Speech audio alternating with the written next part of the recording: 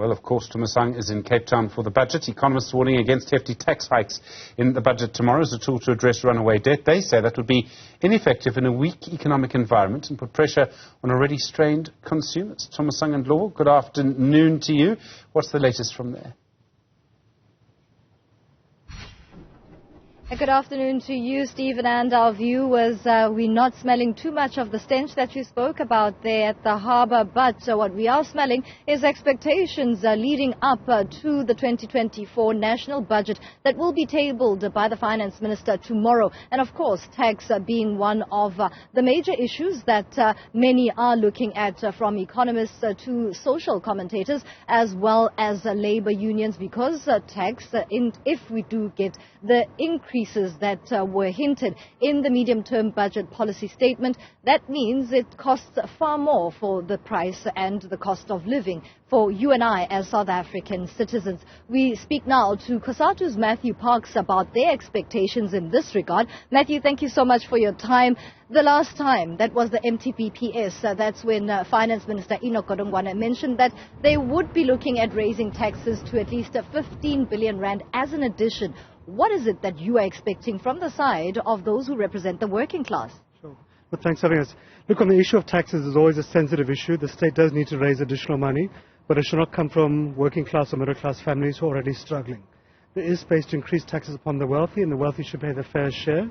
There's space to increase taxes upon luxury imports, because that also can help local manufacturing jobs and so forth. We think there is also space to, probably the most effective way to actually address the revenue shortfall is to give additional support to the South African Revenue Service. The tax compliance rate has increased from 61% to 64% in the past 2 years. We think we need to be given a conversation with SARS to say what support do they need, what additional resources do they need to increase tax compliance from 64% to 70%, because that can yield an additional 120 billion rand of tax that already are owed to the state. So yes, let's increase tax upon the wealthy, but most importantly, let's make sure we increase tax compliance, because there's not much point of introducing new taxes if you're not collecting the existing taxes already due to the state. At this point, Matthew, there's been an argument for the permanency of the SRD Grant. Is there still space to do that in the South African economic climate, given that tax collection is not where we would want it to be to service the debt to GDP ratio? And at the same time, we are also cautioning against the effects of raising taxes on the already stressed working class. So we have to juggle many contradictory, many difficult challenges all at once. We don't have the luxury of saying, let's deal with this issue, let's ignore 10 other issues. We can't afford to leave behind 8 million plus people with no source of income. So the SRD Grant, with all of its challenges and limitations, has been a wonderful instrument of giving some relief to the absolute poorest of society. It should be retained as a foundation for a basic income grant. We hope to hear from the Minister tomorrow about increasing it to recover the value lost to inflation, because it hasn't been adjusted once for inflation since 2020 when it started. We need a roadmap to increase it to the food poverty line.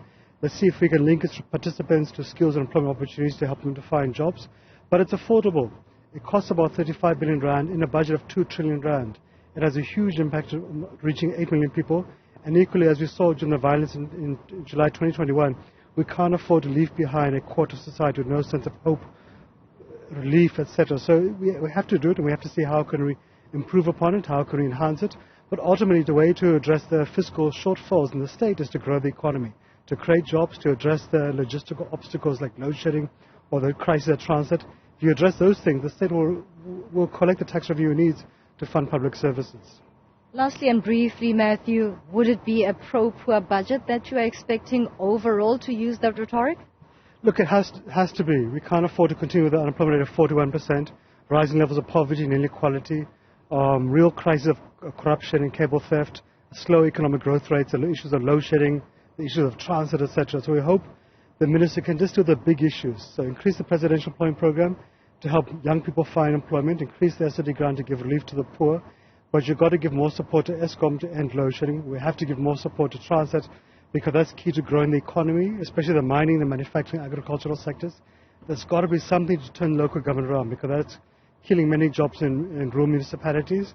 And of course, you need to give more support to law enforcement to deal with crime and corruption. So there's many competing issues, many difficult issues, but we can't afford a business as usual approach. We can't afford for Treasury simply to take this as some sort of bean counting exercise. We've got to really be bold and aggressive if we want to turn the economy around. That's the word from COSATU's Matthew Parks. They're bold, he says, but a myriad of competing challenges that the finance minister is expected to address when he speaks to South Africa, delivering the 2024 national budget tomorrow. We'll be bringing you rolling coverage of those expectations throughout this evening. But let's take a look at where markets stand at this point. Unfortunately, it's a sea of red looking at the JSE. No wonder, because the anticipation of the national budget has many traders on tenterhooks on the domestic front, but also those disappointing job numbers as we saw an increase in the unemployment rate.